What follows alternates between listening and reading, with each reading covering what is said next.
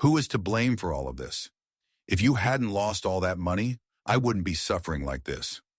On the grounds of an ancient estate in the outskirts of Providence, a freezing wind howls as three daughters-in-law sit collapsed before a mountain of ingredients.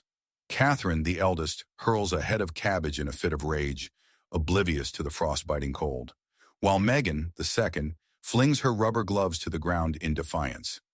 At that moment, Eleanor, the mother-in-law who had been staring blankly at the sky from the porch, slowly turns her head.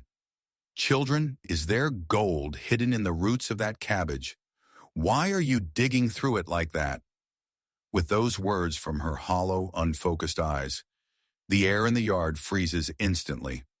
But in that fleeting second, a shadow of a smile flickers across Eleanor's lips. The elderly woman, who they thought was lost to dementia, was secretly smiling at the chaotic sight of her children tearing each other apart for her wealth. While the women desperately dig through the dirt and the sons grab each other by the collars to argue over inheritance shares, this family gathering has turned into a battlefield. Who will lay their hands on the real golden cabbage Eleanor has hidden away? Or will this family even survive the night to share a single meal together? Welcome to our channel. Before we begin this heartfelt story, please subscribe and like this video. Leave a comment letting us know where you're listening from so we can send our warmest wishes your way.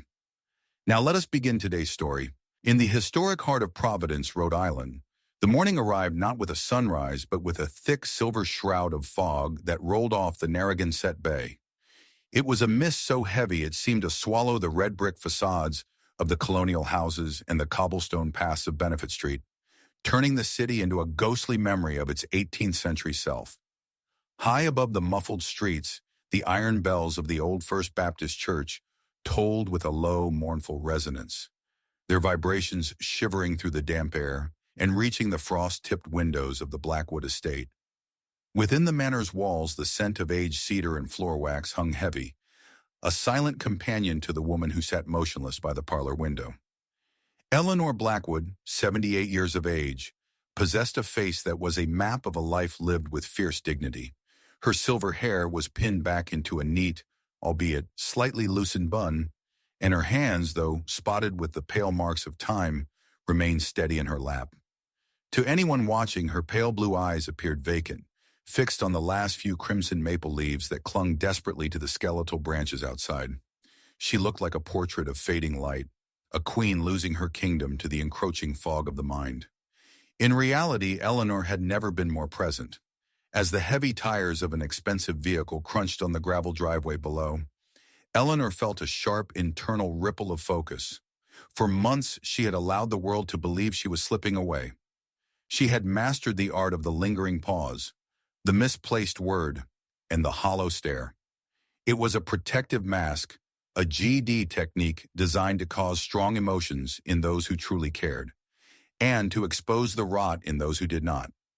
She was an unlikely hero in her own house, playing the part of the victim to become the savior of her family's legacy. The front door groaned open, and the house was suddenly filled with the sharp, rhythmic clicking of high heels and the rustle of expensive silk. "Mother, are you in there?" The voice belonged to Catherine, the eldest daughter-in-law. Catherine was a woman who wore her status like armor. She was tall, impeccably groomed in a tailored wool coat, with a face that had been smoothed by expensive creams, but hardened by a permanent expression of dissatisfaction. She entered the parlor with a practiced air of concern, followed closely by Megan. Megan, the middle daughter-in-law, was a study in calculated sweetness. She was shorter, with bright, overly curled blonde hair, and a wardrobe that was always a bit too trendy for her age. She carried a designer bag like a weapon of war and wore a smile that never quite reached her eyes. "She's still in the chair," Megan whispered, her voice carrying that artificial softness people use when they think they are talking to a piece of furniture. "She hasn't moved an inch since the fog set in." Eleanor did not blink. Inside, she was a silent voice, observing the soul connection, or lack thereof, that transcended their language of greed. She watched them through the periphery of her vision. They hadn't come for her. They had come for the 30 acres of prime Providence timberland and the Blackwood name. We have 300 pies to bake for the charity drive, Catherine, Megan said, though her eyes were wandering to the antique silver tea set on the sideboard. The church expects them by the morning of Thanksgiving. It's a miracle-based tradition, supposedly. If you believe God still performs miracles, these pies are meant to prove it. She chuckled dryly, a sound that lacked any religious empathy or faith. The only miracle I'm looking for is her signature on the deed before she forgets how to write her own name, Catherine snapped, her voice losing its faux warmth. She walked over to Eleanor, leaning down so close that the scent of her cloying, expensive perfume threatened to break Eleanor's composure. Mother, it's Catherine. We're here to help you with the baking. Eleanor allowed her jaw to slacken just a fraction. She turned her head slowly, her gaze drifting past Catherine toward the fireplace, where a framed photograph of her late chong, Henry, sat. In the photo, they were young, standing on the cliffs of Newport, their laughter captured in a sun-drenched moment. The memory hit her like a blurred film reel, the way he smelled of sea salt, the strength of his hand in hers. It was a transformation hook of memory, a journey from the pain of the present back to the happiness of the past. The tea is cold, Martha, Eleanor whispered, her voice thin and reedy. Catherine froze. Megan let out a sharp, stifled gasp. Mother, what did you say? Catherine asked, her brow furrowing. Who is Martha? Eleanor turned her vacant eyes toward Catherine, a ghost of a smile touching her lips. Don't dawdle, Martha. The linens need pressing before the master returns from the shipyard. And tell the cook we'll need more cinnamon for the tarts. Martha had been the Blackwoods' housekeeper 40 years ago. By calling her daughter-in-law the name of a long-dead servant, Eleanor had struck the perfect emotion-based hook. She watched the shock register on Catherine's face, followed by a dark, shimmering gleam of satisfaction. Catherine didn't look heartbroken. She looked relieved. To Catherine, this was the evidence she needed, the justice and redemption she sought for her husband's failing business. If Eleanor was truly gone, the land would be theirs to silence the truth of their debts. She's completely lost it, Megan whispered, stepping closer, her eyes wide. She thinks it's 1975. It's perfect, Catherine murmured, her voice a low hiss. She won't even know what she's signing. We'll tell the lawyers the symptoms started months ago. Just then, the back door opened, and a much softer sound entered the house. Clara, the youngest daughter-in-law, walked in. Unlike the others, she wore a simple denim jacket and a hand-knit scarf. Her face was fresh, unadorned by the heavy mass of the city, and her eyes held a genuine, grounded warmth. She carried a basket of fresh apples from the local market. I'm sorry I'm late, Clara said, her voice a calm melody in the tense room. The bus was delayed by the fog near the bridge. Catherine and Megan turned to her with looks of pure condescension. Oh, Clara, Megan sighed. You've missed the excitement. Our hero here has finally lost her grip on reality. She thinks Catherine is the help. Clara dropped her basket, the apples thudding softly on the Persian rug. She rushed to Eleanor's side, kneeling on the hardwood floor without a thought for her clothes. She took Eleanor's cold hands in her own warm ones. Eleanor, it's me, Clara, she whispered. She didn't look at Eleanor like a problem to be solved or a bank to be robbed. She looked at her with the deep emotional connection of a daughter. Are you okay? Do you want some warm cider? Eleanor felt the genuine heat from Clara's touch. It was the only real thing in the room. For a second, Eleanor's GD mask slipped. Her fingers gave a nearly imperceptible squeeze to Clara's hand. But she couldn't stop now. The justice and redemption of her family required the wicked to be punished and the good to be rewarded. More cinnamon, Martha, Eleanor repeated, staring blankly over Clara's shoulder. And fetch the girl some water. She looks like she's walked a long way. Clara's eyes filled with tears, her heart breaking, just as Eleanor had intended for the technique to work. But Catherine and Megan were already moving toward the kitchen, whispering about land surveys and power of attorney. As the fog pressed against the windows of Providence, the battle for the Blackwood heart had begun.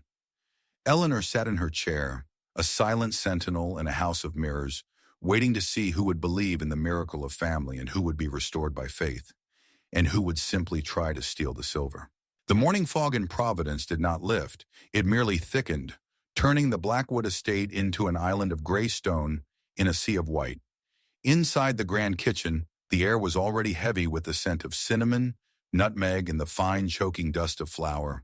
For Eleanor, this scent was a transformation hook, a sensory bridge leading back to a time when these walls echoed with the laughter of children and the warmth of a life well lived. But for Catherine, the eldest daughter-in-law, the atmosphere was nothing short of a personal affront. Catherine stood by the heavy oak kitchen island, clutching her tailored wool coat as if it were a shield against the domesticity surrounding her. She looked at the mounds of dough and the crates of apples with a curled lip. Catherine was a woman who defined herself by the price of her accessories, her sharp features always tightened by the stress of maintaining a high society facade that was rapidly crumbling. "This smell," Catherine muttered, waving a manicured hand in front of her face. "It's seeped into the lining of my coat already. It will take a week at the cleaners to get the scent of cheap cinnamon and flour out of these fibers." "It's for the charity drive, Catherine," Clara said softly from the sink, her hands stained red from peeling apples. "The church is counting on us. It's a miracle we can help so many people this year." Catherine let out a sharp, mocking laugh, her eyes devoid of any religious empathy or faith. "A miracle? The only miracle I'm interested in is finding a way to pay off the bank before the auditors arrive at the office. Now, if you'll excuse me, I need to take an urgent business call." Catherine didn't wait for a response. She pivoted on her heels and swept out of the kitchen, her silk scarf fluttering behind her like a battle flag. She didn't head for the veranda or the gardens. Instead, she navigated the dim, quiet hallways toward the back of the house, her destination clear: the late Henry Blackwood's private study. As she walked, she pulled her phone from her designer bag and dialed her husband, Arthur. Her voice was a low, jagged whisper. "Arthur, I'm at the house. The situation is better than we hoped. The old woman is completely disconnected. She called me the housekeeper today." On the other end, Arthur's voice was strained, the sound of a man drowning in $1 million of debt. "Does she still have the keys, Catherine? The bank called again this morning. They're threatening to freeze the corporate accounts." "I'm going into the study now," Catherine replied, her eyes darting to the shadows. "The 30 acres of timberland on the North Ridge. We can sell it to the developers the moment she's gone. It's the only way to silence the truth of what you've done. I'll find the deed and the safe key. Just stay by the phone." She ended the call and slipped into the study. The room felt like a tomb, preserved in amber. Henry's heavy mahogany desk sat in the center, covered in a fine layer of dust. Catherine's heart hammered against her ribs.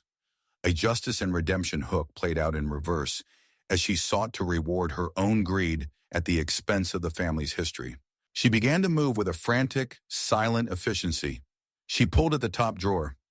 Locked. She tried the side panels, her fingers fumbling with the ornate brass handles. She muttered curses under her breath as a stray puff of dust settled on her sleeve. "Where is it, you old crow?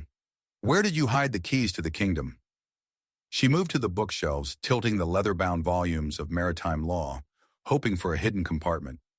She was so consumed by her search, so certain of her own cleverness, that she failed to hear the soft, rhythmic click-clack of a cane on the hallway floor.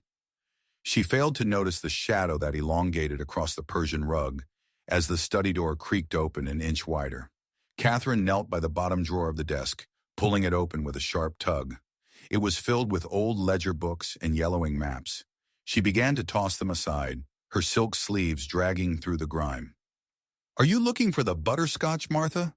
The voice was thin, airy, and seemingly devoid of any weight. Catherine let out a strangled yelp, her heart leaping into her throat as she scrambled to her feet. She spun around, her hand clutched to her chest, her face a mask of pure terror. Eleanor Blackwood stood in the doorway. She looked frail, her silver hair illuminated by the dull gray light filtering through the window. Her eyes were wide and unfocused, her head tilted at a curious, bird-like angle. She looked like a woman who had wandered out of a dream and couldn't find her way back. "Mother!" Catherine gasped, her voice trembling. You startled me. I was just checking for a draft. These old windows, you know." Eleanor didn't seem to hear the lie. She took a slow, shuffling step into the room, her cane tapping the floor with a hollow sound. She looked at the open drawers and the scattered maps with a vacant smile. To Catherine, she appeared to be the perfect victim of a silent voice hook, a soul-transcending language because her mind was supposedly gone. "Henry always kept the butterscotch in the silver tin," Eleanor whispered, her gaze drifting to a corner of the desk Catherine hadn't searched yet. "He said a sweet tongue makes for a sweet heart. Are you looking for a candy, dear?" Catherine swallowed hard, the blood rushing back to her face. The shock had passed, replaced by a surge of adrenaline and a cold, calculating relief. The old woman really was gone. She was standing in the middle of a ransacked room and thought her daughter-in-law was looking for candy. "Yes, Mother," Catherine said, her voice dripping with a sugary, fake affection. "A candy. I just thought a little sweet would be nice for our afternoon tea." "So thoughtful," Eleanor murmured, her eyes lingering on Catherine's hand, which was still gripping a heavy brass letter opener. "But the tin is empty, Martha. It's been empty for a very long time." Eleanor turned around, her movements slow and deliberate, and began to shuffle back toward the hallway. "Come along. The flour is waiting. 300 pies won't bake themselves, and the church expects a miracle." Catherine stood frozen in the center of the study, her breath coming in ragged gasps. She looked at the desk, then at the retreating figure of the woman she intended to dispossess. For a moment, she felt a flicker of something. Not guilt, but a chilling realization of how close she had come to being caught. She quickly shoved the ledgers back into the drawer and straightened her coat, wiping the dust from her silk sleeves. She hadn't found the key yet, but she had confirmed one thing. The unlikely hero of the Blackwood estate was no longer a threat. Eleanor Blackwood was a hollow shell, and the 30 acres of timberland were as good as sold. Catherine walked out of the study, her heels clicking louder than before, a predator once again convinced of her dominance. She didn't see Eleanor stop at the end of the dark hallway. She didn't see the vacant look vanish from the old woman's eyes, replaced by a gaze as sharp and cold as a Providence winter. Eleanor Blackwood was not looking for candy. She was looking for the truth, and she had just found it. The kitchen of the Blackwood estate had become a stage where the air was thick, not just with the scent of cloves and rising yeast, but with the suffocating weight of pretense. Outside, the Providence fog had turned into a cold, biting drizzle, streaking the window panes like tears on an old woman's face. Eleanor sat at the small breakfast nook, her hands resting near a bowl of flour, her eyes maintaining that hazy, distant look that had become her fortress. She was the silent voice in this room, a soul observing the connection, or the jagged lack of it, between the women who claimed to be her family. Megan, the middle daughter-in-law, was moving with a frantic, theatrical energy. Unlike Catherine, who stood aloof and complained of the mess, Megan had rolled up her silk sleeves and was leaning heavily into a large wooden trough of dough. Her face was flushed, a few stray blonde curls stuck to her forehead with sweat and flour. To a casual observer, she was the picture of the devoted transformation hook, a woman moving from a life of leisure to one of hard, sacrificial service. "Don't worry about the heavy lifting, Eleanor," Megan called out, her voice a high-pitched trill of manufactured sweetness. "I've got the strength for it. You just sit there and remember the beautiful things. I'll make sure every one of these 300 pies is perfect for the church. It's a miracle we're all here, really." Megan's performance was not for Eleanor's heart, but for her pen. She believed that by positioning herself as the unlikely hero of the kitchen, she could secure a specific piece of the Blackwood legacy that Catherine had overlooked, the sprawling stone carriage house and the adjacent storage barns. Megan paused, wiping her hands on an apron that was far too clean for the work she was claiming to do. She leaned in toward Eleanor, her voice dropping to a conspiratorial whisper. "You know, Eleanor, the North Carriage House is falling into such disrepair. It breaks my heart. If you just signed a small note, just a scrap of paper, really, giving me the authority to manage it, I could restore it to its former glory. It would be a miracle for the estate." Eleanor didn't move. She allowed a single trail of flour to slip through her fingers, her gaze fixed on a spiderweb in the corner of the ceiling. Inside, she felt a cold shiver of justice and redemption. Megan wasn't looking to restore history. She was looking for a title she could leverage into a high-end wedding venue business to settle her own spiraling credit card debts. The swinging door to the kitchen creaked open, and Catherine stepped back in, her face pale and her eyes darting toward Eleanor, with a mixture of suspicion and lingering fear from their encounter in the study. "Still at it, Megan?" Catherine asked, her voice dripping with irony. "I didn't realize you were so fond of manual labor.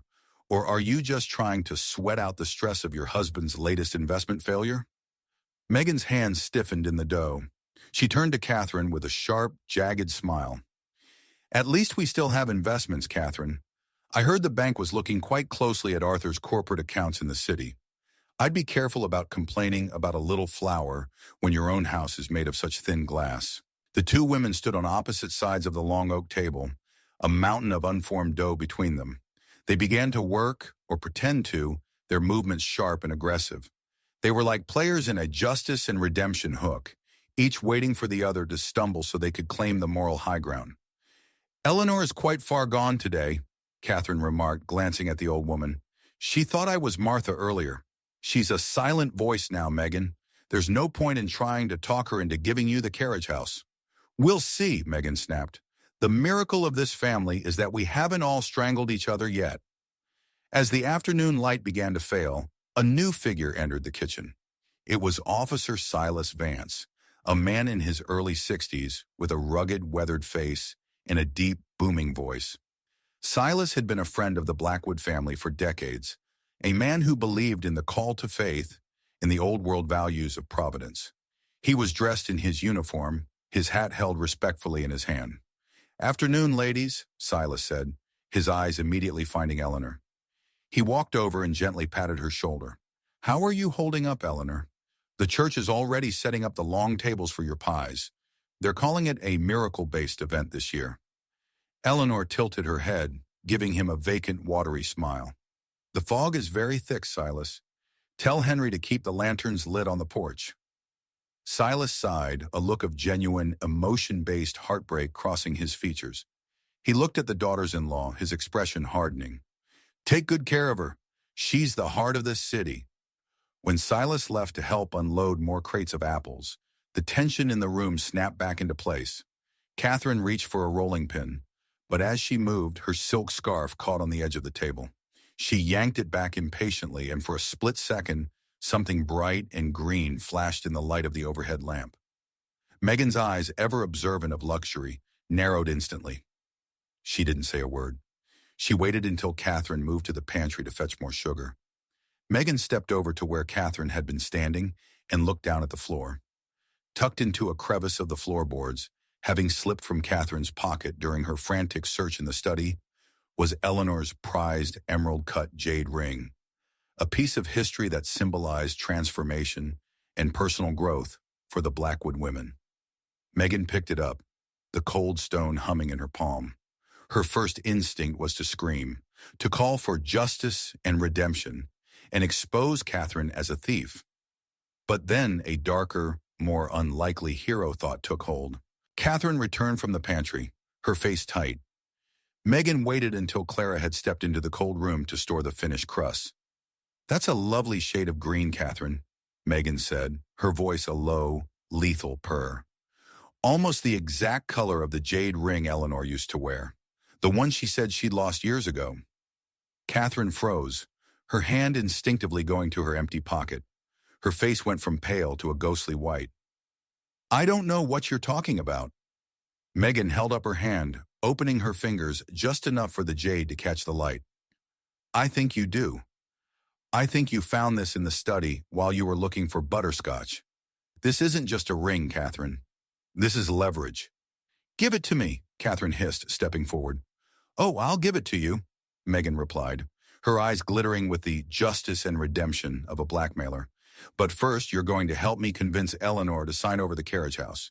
And you're going to stop breathing down my neck about the safe. If you don't, I'll call Silas back in here and tell him exactly what's in your pocket." Catherine looked at the ring, then at Eleanor, who sat mere feet away, seemingly lost in a silent voice trance. The eldest daughter-in-law's shoulders slumped. She was trapped. Eleanor, beneath her mask of white hair and vacant eyes, felt a surge of emotion-based fury. She had watched the entire exchange in the reflection of the dark window pane. Her family wasn't just breaking. They were devouring each other like wolves in silk. She closed her eyes, a call to faith rising in her chest. The fire was coming, and she would be the one to light the match. The Providence fog had transitioned into a bone-chilling rain that drummed against the window panes of the Blackwood estate like a relentless, rhythmic warning. Inside the kitchen, the air was thick with the scent of unwashed flour and the sharp, acidic tension lingering from Catherine and Megan's confrontation. Amidst this heavy atmosphere, the back door creaked open, admitting a gust of wet air and a woman who seemed to carry a different light entirely. Clara, the youngest daughter-in-law, stepped inside. She was the unlikely hero of the family, though she would never claim the title. While the others had arrived in luxury vehicles, Clara had traveled across the city by bus, her modest coat damp from the walk up the driveway. She was a woman of quiet strength, with eyes that held a depth of sincerity and a face that had not been hardened by the pursuit of status. To the older, religious viewers who often watched the family's journey, Clara was the living embodiment of a call to faith. She didn't glance at the mahogany furniture or the silver tea sets with greed. Instead, her eyes went immediately to Eleanor, who sat in her high-backed chair, still wearing the mask of a silent voice. Clara rushed to her side, kneeling on the cold floor. "Eleanor, you're shivering," Clara whispered, her voice a silent voice hook that emphasized a soul connection transcending language. She took a clean, warm cloth and began to gently wipe the beads of sweat and flour dust from Eleanor's brow. "I'm so sorry I'm late. The bus lines were stalled in the mist." While Catherine and Megan stood by the pantry, whispering like conspirators about deeds and carriage houses, Clara began a transformation hook of her own, a journey of healing through service. She moved with a practiced, humble grace, ignoring the mountains of unbaked pie crust to focus on the woman she loved. She began to prepare Eleanor's favorite pumpkin soup, the aroma of roasting squash and sage slowly fighting back the cold, stagnant air of the kitchen. As the soup simmered, Clara sat by Eleanor's feet, holding the old woman's hand. Eleanor remained limp, her eyes fixed on the rain, but she was listening. "Do you remember the first Thanksgiving I spent here, Eleanor?" Clara asked softly, her eyes filling with a lyrical, reflective light. "I was so nervous. I had never cooked for a family like this. You took me into this very kitchen and told me that a recipe is just a map, but love is the compass. You taught me that every meal is a prayer, a way to show my husband that he is seen and cared for. You taught me how to grow through the hard seasons." It was a transformation hook, a miraculous change from the pain of Clara's early, uncertain years to the happiness she had found in Eleanor's wisdom. Eleanor's hand gave a nearly imperceptible twitch in Clara's grasp. Inside, the silent voice was screaming with love, but the mask had to hold. "I made the soup just the way you showed me," Clara continued, her eyes searching Eleanor's vacant ones with genuine worry. "Please try to take a little. It will restore your strength." The moment was interrupted by Catherine's sharp, jagged voice. "Stop coddling her, Clara. She doesn't even know who you are. She thinks I'm the maid, remember?" Catherine and Megan stepped forward, their faces illuminated by the dim kitchen light. They had spent the last hour in a justice and redemption standoff over a stolen jade ring, and now they sought a common target for their frustration. "We're going to the city to meet with the lawyers and Arthur," Megan lied, her voice an unlikely hero hook twisted into a mask for her own savior complex. "The charity drive requires 300 pies by dawn. Since you're so fond of love being the compass, you can handle the baking. We'll be back to help with the transport, eventually." They didn't wait for an answer. They swept out of the house, leaving Clara alone with a mountain of dough, 3 crates of apples, and a woman who appeared to be slipping into the void. The night deepened. The old Providence clock tower struck midnight. Clara didn't complain. She tied her apron tighter and began the monumental task. One by one, she peeled, sliced, and crimped. The kitchen became a sanctuary of labor. As she worked, she began to sing. It wasn't a popular song, but an old soaring hymn, a call to faith that she had learned in her childhood church. "If you believe God still performs miracles, this story will restore your faith," she sang softly, the words of the miracle faith-based hook filling the rafters. Her voice was a silent voice that understood every tear Eleanor had shed in silence over the years. Clara prayed as she worked, her voice rising in a call to faith that invited the unseen audience to engage with a deep emotional connection. "Lord, watch over her," Clara whispered between stanzas. "Restore her mind if it be your will. Let her know she isn't alone in the fog." Eleanor, sitting in the shadows just beyond the light of the stove, felt a transformation hook in her own soul. She watched the youngest daughter-in-law through half-closed lids. Clara's back was aching, her hands were stained with juice and scarred by the peeler, yet she continued to sing her call to faith. Eleanor felt a tear escape her eye and track slowly down her wrinkled cheek. It was a miracle faith-based moment. She was a silent voice witnessing a miracle of pure, unadulterated love. Clara wasn't baking for a deed or a carriage house. She was baking because she believed in the miracle of the Blackwood legacy. Catherine and Megan thought they had silenced the truth by abandoning Clara. But as the 300th pie was laid out on the cooling rack, a little girl's memory and a dog's loyalty, symbolized by Eleanor's own resolve, proved them wrong. The justice and redemption was coming, but for now there was only the smell of cinnamon and the sound of a silent voice praying in the dark. The rain that had plagued Providence all evening finally surrendered to a bitter, biting cold. As the clock in the hallway chimed 2 in the morning, the droplets froze mid-air, turning into heavy, crystalline flakes of snow that began to blanket the Blackwood estate in a deceptive, silent white. Inside the manor, the warm, holy scent of Clara's baking still lingered, a silent voice of love that Catherine and Megan chose to ignore as they huddled in the darkened mudroom. Catherine had traded her designer heels for a pair of old, mud-caked garden boots she'd found in the garage, though she refused to part with her ruined silk scarf. Megan stood beside her, shivering in a thin puffer jacket, clutching a rusted spade she had scavenged from the tool shed. They were no longer the polished socialites of the city. They were hunters driven by a justice and redemption hook, though the justice they sought was purely for their own bank accounts. "Are you sure about the location?" Megan whispered, her breath hitching in the freezing air. "If we're caught out here, Clara will tell Silas, and we'll be finished." Clara is half asleep on the kitchen floor, surrounded by flour. Catherine hissed, her eyes gleaming with a predatory light. "I saw the old woman staring at the carriage house earlier. She kept muttering about the gold in the roots. It wasn't just dementia, Megan. It was an unlikely hero hook, a secret savior for our debts buried right under our noses." They slipped out the back door, the wind howling through the skeletal branches of the ancient oaks. The snow was falling in earnest now, thick and blinding, a transformation hook that turned the familiar gardens into a treacherous, unrecognizable landscape. They trudged toward the rear of the estate, where a massive, gnarled oak tree stood like a sentinel near the edge of the woods. This tree was a silent voice of the Blackwood history, its roots entwined with the secrets of a grandfather who had once been the city's finest jeweler. Rumors had persisted for decades that he had buried a cache of raw gold and unset stones during the Great Depression, a miracle, faith-based hook for a family that might one day face ruin. "Start here," Catherine commanded, pointing to a patch of earth between 2 massive, protruding roots.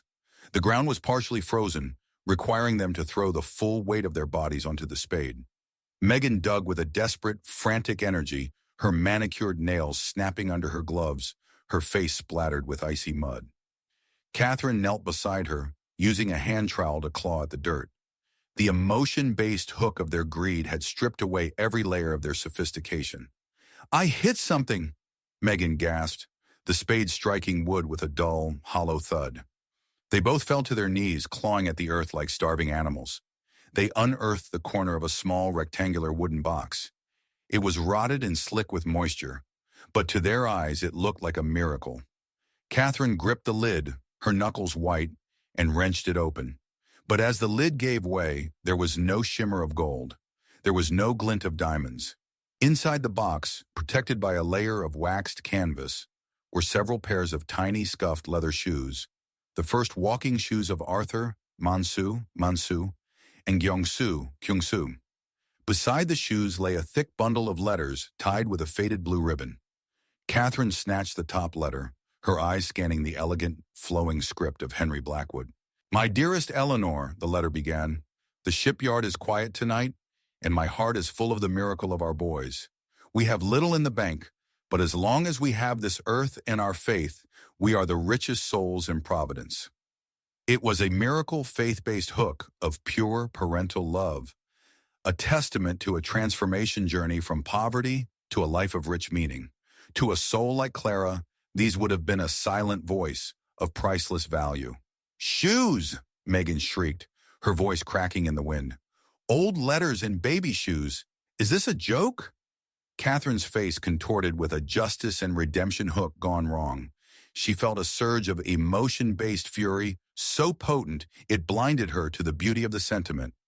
She kept this? She kept these rags while we're facing bankruptcy? In a fit of pique, Catherine grabbed the bundle of letters and flung them into the wind. The white pages fluttered like dying birds through the falling snow. Megan grabbed the tiny shoes and threw them toward the dark tree line, her face a mask of bitter disappointment. "She's a silent voice of nothing but trash," Megan cried, hot tears of rage melting the snow on her cheeks. They stood in the deepening snow, two silhouettes of failed greed, while the rotted box lay empty at their feet. They didn't notice the second-story window of the manor, where the curtain moved almost imperceptibly. Eleanor Blackwood stood in the dark, her silent voice observing their cruelty from above. Beside Eleanor stood Barnaby, a massive, aging golden retriever who had been Henry's constant companion and was now Eleanor's only confidant. Barnaby was an unlikely hero hook, a dog who understood every tear Eleanor shed and every secret she kept. Eleanor placed a hand on Barnaby's head, her eyes cold as the Providence ice. "If you believe God still performs miracles, Barnaby, then watch closely," Eleanor whispered, her voice no longer reedy or frail, because she thought she could silence the truth, but a little girl and a dog will prove her wrong. Eleanor watched as Catherine and Megan trudged back toward the house, their shoulders slumped in defeat, leaving the miracle of the family's past to be buried by the winter storm. The call to faith was being answered, but not in the way the greedy Dao Trung and Dao Thu had imagined. The justice and redemption was no longer a hope, it was a plan. The morning following the midnight storm broke with a sky the color of cold pewter. In Providence, the snow had stopped, leaving the Blackwood estate draped in a heavy, suffocating white. Inside the manor, the atmosphere was far from serene. The kitchen, once a sanctuary of Clara's hymns and the scent of baking, had been transformed into a cold courtroom. 300 pies sat in perfect rows, a miracle of labor completed in the dead of night. But no one was looking at them with gratitude. Catherine and Megan had returned from their failed excavation with frozen marrow and scorched spirits. They had spent the dawn hours in the guest wing, huddled over a space heater, their conversation a jagged justice and redemption hook. They weren't mourning the baby shoes or the lost letters they had scattered in the snow. They were calculating their next move to silence the truth of their own desperation. "We'll tell the probate judge she's a danger to herself," Catherine whispered, her voice a low hiss. She had changed into a sharp navy blue dress, her stolen jade ring tucked deep into her pocket. "After that stunt in the study and her calling me Martha, we have all the leverage we need."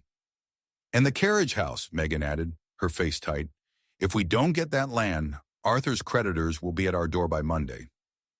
Eleanor, draped in a thick wool shawl, sat at the head of the long mahogany dining table. To her left sat Clara, her eyes red-rimmed from the overnight vigil, her hands trembling as she poured tea. To the right stood Barnaby, the unlikely hero dog, his low growl vibrating in his chest whenever Catherine or Megan approached. Also present was Father Thomas Moore, the parish priest from the First Baptist Church. A man with a gentle face and eyes that had seen decades of human frailty, he had arrived early to collect the pies for the miracle faith-based charity drive. He sensed the emotion-based tension in the room, the heartbreak hidden behind the silver service. "Eleanor, dear," Father Moore said softly, "the community is so grateful for these pies. They are a sign that God still performs miracles through people like you." Eleanor didn't answer. She stared at a large ceramic bowl filled with white flour sitting in the center of the table, a remnant of the 300-pie marathon. Her eyes were still fixed in that silent voice gaze, a vacant stare that Catherine and Megan took for total mental collapse. "Father, I'm afraid she's not quite here," Catherine said, standing up and leaning over the table. She's had a miraculous change from pain to happiness, perhaps, but she's lost to the world. We're discussing a transformation hook, moving her to a specialized care facility in the city. You can't do that, Clara cried, her voice a call to faith that invited the others to see the deep emotional connection they were severing. She belongs here, in Providence, with her memories. Memories, Megan scoffed, her voice dripping with the justice and redemption of a predator. She doesn't even know her own name. She's a silent voice that's finally gone quiet. The argument erupted like a sudden storm. Catherine and Megan stood across from each other, their voices rising as they began to fight openly about the inheritance. They spoke as if Eleanor were a piece of furniture, a silent voice that couldn't understand every word. I get the Northridge, Catherine shrieked. Arthur's debts are 3 times what your credit cards are, Megan. The carriage house was promised to me, Megan fired back. You already have the jade ring, Catherine. Don't think I didn't see you take it. At the doorway, several neighbors who had come to help Father Moore load the pies, including Mrs. Gable, the neighborhood gossip, and young Billy, the local delivery boy, froze in their tracks. They stood in the biting Providence air, witnessing the justice and redemption of a family tearing itself apart.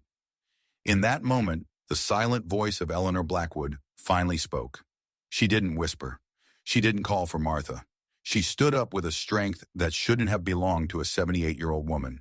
With one swift, decisive motion, she grabbed the massive bowl of flour. Whoosh!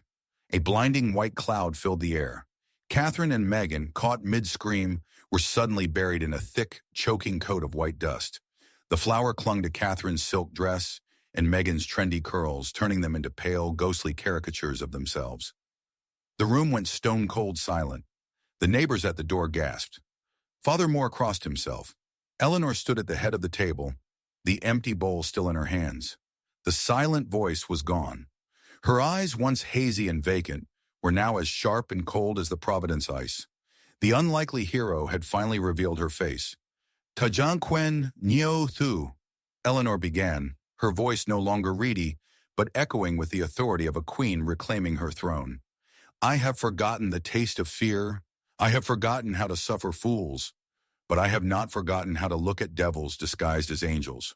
She stepped toward Catherine, who was coughing and rubbing flour from her eyes. Eleanor's gaze was a transformation hook, a miraculous change from a victim to a judge. You sought justice and redemption for your husband's greed, Eleanor said, her voice a call to faith that invited the audience to witness the truth. You dug in the frozen mud for gold, but you threw away the only miracle this family ever had. The love in those letters, the shoes of the children I raised. Eleanor turned to Megan, who was trembling, flour falling from her blonde hair like ash. And you, seeking a transformation for a carriage house to hide your vanity. The silent voice hook was shattered forever. Eleanor looked at the neighbors, at Father Moore, and finally at Clara, who was weeping with a miracle faith-based relief. She thought she could silence the truth, Eleanor said, pointing a finger at the white-dusted Doutrong. But a little girl's prayers and a dog's loyalty have restored my faith. The justice and redemption was no longer a plan. It was happening. Eleanor Blackwood wasn't a person to be managed. She was the unlikely hero who had used her silence to see the rot. Father, Eleanor said, her voice softening as she looked at the priest, take the pies. They were made with the only genuine transformation in this house, the love of Clara. As for the rest of you, she said, looking at the flour-covered Dao Truong and Dao Thu, clean yourselves up. The justice and redemption has only just begun. The neighbors watched in awe as the silent voice woman led Barnaby toward the window. The call to faith had been answered. The mask was off, and for the first time in years, the Blackwood estate felt as though a miracle had truly occurred. The dust had barely settled in the dining hall, but the white flour coating Catherine and Megan made them look like statues of a bygone era, crumbling under the weight of their own deceit. Eleanor stood at the head of the table, her presence no longer that of a frail invalid, but of a matriarch reclaiming her sanctuary. The justice and redemption hook was in full effect, designed to satisfy the deep-seated desire to see the wicked punished and the good rewarded. Catherine, wiping the chalky powder from her eyes, let out a scream of pure, unadulterated rage. "You've been faking? All this time you've been watching us like some voyeur? You're insane. Father Moore, you saw that. She's a danger to herself and everyone else. We're taking her to the city hospital immediately." Megan joined in, her voice shrill and trembling with a mix of fear and fury. "This is elder abuse in reverse. You tricked us. You let us dig in the mud while you sat here laughing? We'll have you committed, Eleanor. We'll have you declared legally unfit by sunset."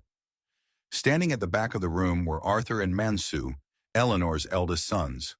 Arthur was a man whose expensive suit now seemed a size too large for his shrunken dignity. Mansu stood with his shoulders slumped, unable to meet his mother's iron blue gaze. They were the silent voices of the family's failure, men who had allowed their wives' greed to steer the family ship toward the rocks. As their wives screamed, the brothers did the only thing they could. They bowed their heads in profound humiliation. "Enough!" Eleanor's voice didn't need to be loud to command the room. It was an emotion-based hook, causing a shock that froze the very air. "You speak of hospitals and courts as if you have any ground left to stand on, but you have forgotten one thing. This land, this house, and every tree you tried to uproot belongs to me." She reached into the pocket of her cardigan and pulled out a heavy, notarized envelope. "Yesterday, while you were busy plotting to silence the truth, I met with Mr. Henderson." Mr. Henderson, the family's longtime attorney, a man as dry and unyielding as the Rhode Island coast, stepped forward from the shadows of the hallway. He had been waiting, a silent witness to the justice and redemption about to unfold. "Mr. Henderson has finalized the transfer," Eleanor continued, her eyes fixed on Catherine. "The 30 acres of timberland, the North Ridge, and the meadows are no longer mine to give. I have donated the entirety of the Blackwood land to the Providence Children's Trust. It is to be the site of a new orphanage and a community farm. If you believe God still performs miracles, this story will restore your faith, because those children will have the home you were so willing to sell." Catherine collapsed into a chair, the flower on her face streaked with tears of financial ruin. Megan began to hyperventilate, realized her carriage house wedding venue had just vanished into thin air. But Eleanor turned her back on them, her gaze softening as it landed on Clara. The unlikely hero hook was now focused on the one person who had sought no reward. Clara stood near the 300 pies she had baked, her hands still stained with apple juice, looking lost amidst the family war. "Clara," Eleanor whispered, a silent voice hook, emphasizing a soul connection that transcended the language of greed. "Come here, child." Eleanor took Clara's trembling hand and placed a small, cold iron key into her palm. It wasn't the key to a safe or a land deed. It was rusted, smelling of iron and old earth. The others looked for gold under the oak tree. They looked for deeds in the study, but they forgot that the heart of this house is where the spirit is fed. "Go to the wine cellar," Eleanor commanded gently. "Behind the racks of the 1945 vintage, there is a small wooden door. This key opens it." Clara looked at her sisters-in-law, then at her husband, Kyung-soo, who had just entered and was watching with a call-to-faith hook in his eyes, an invitation to engage with a deep emotional connection. Clara nodded and hurried toward the basement, followed by a curious Father Moore and a silent Mr. Henderson. They descended into the cool, damp dark of the cellar. Clara found the hidden door. The key turned with a heavy, satisfying clack. Inside was not a hoard of gold bars, but a meticulously organized vault. Shelves were lined with hundreds of handwritten ledgers and thousands of glass jars containing preserved heirloom seeds. But in the center sat a locked leather case. Clara opened it to find a transformation hook, a miraculous change from pain to happiness. Inside were the original trademark patents for the Blackwood apple pie and Blackwood sage crust, recipes that had been the secret foundation of the family's early wealth. Along with the patents were contracts for a national artisanal distribution line that had been quietly earning royalties for decades, worth millions of dollars in a trust fund that Catherine and Megan never even knew existed. It was the silent voice of the family's legacy, a connection to the soul of their work that had been preserved for someone who understood its value.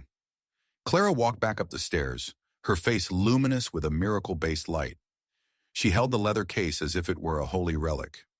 Catherine and Megan looked up, their eyes narrowing with a final, desperate spark of avarice. "What is it?" Catherine demanded. "Is it the money?" Eleanor stepped toward Clara, placing a hand on the young woman's shoulder. She looked at the flower-covered women and her shamed sons. "Vang bak roa setan bien doijat," Eleanor said, her voice a lyrical call to faith. "Gold and silver will eventually vanish beneath the earth. Only the flavor of kindness is eternal." Catherine, Megan, you looked for a miracle in a bank account, but Clara found the miracle in her service. Eleanor looked Clara deeply in the eyes. "Kun lang guoi duin hat sung jang, yu lei lin hon qua dong honai." You are the only one worthy to hold the soul of this family. These recipes, this heritage, and the trust that supports them are now yours to manage. You will use them to fund the orphanage on the land I gave away. You will be the savior this ordinary family didn't know it needed. Catherine and Megan stood frozen, realizing that while they had been fighting for the soil, Clara had been given the seeds of the future. The justice and redemption hook was complete. The wicked had been left with nothing but flour and debt, while the good had been rewarded with a legacy that would restore faith in the entire city. "Take your husbands and go," Eleanor said, her voice a silent voice that understood every tear she had hidden until now. "The Blackwood estate is no longer a bank. It is a home again." Eleanor looked at the faces around her. She saw the silent voice of her husband Henry in the way her sons laughed, and she saw the miracle of her own resilience in the eyes of Clara. The love that had been buried under the oak tree and scattered in the snow had been gathered back, piece by piece through the labor of a transformation journey. The neighbors, Father Moore and even young Billy the delivery boy, had been invited to share the feast. The room echoed with a call to faith that had nothing to do with religion and everything to do with the human heart. "Clara," Eleanor said, her voice clear and resonant, reaching across the table. Clara looked up, her face glowing. "Yes, Eleanor." "This pie," Eleanor said, taking a small bite of the dessert Clara had prepared. "It tastes like the first day your grandfather and I moved into this house. It tastes like a miracle." Clara smiled, her eyes filled with a lyrical, reflective tenderness. She reached over and took Eleanor's hand. "It's your recipe, Eleanor. I just added the heart." As the dinner drew to a close and the guests began to depart into the crisp Providence night, the family lingered by the fire. The yellow lights of the city twinkled outside like a call to faith, reminding everyone that light always follows the dark. Eleanor beckoned Clara to the window. The old woman looked out at the hill where the new orphanage was being built, its foundations strong and permanent against the Rhode Island winter. She looked at the dog Barnaby, the unlikely hero who lay sleeping at Clara's feet. Eleanor squeezed Clara's hand, her grip surprisingly strong. She leaned in close, her eyes brimming with a peace that surpassed all understanding. "Vang bak roi se tan bien," Eleanor whispered, repeating the lesson of the heart. "Only the flavor of love remains. Kon jan lamrat tot, Clara. You have done so well." She paused, a long, tired sigh escaping her lips. "Koi kung tajan ko di ngungon roy." Finally, I can sleep well. Clara leaned her head on Eleanor's shoulder. There was no more fog. There were no more masks. Under the warm yellow lights of Providence, love had finally triumphed over greed. The justice and redemption was complete, and the Blackwood legacy was safe in the hands of the one who had always known that the greatest miracle is a life lived for others. The story of the Blackwood estate became a local myth, a miracle-based tale told to children to teach them that faith can restore what greed has broken.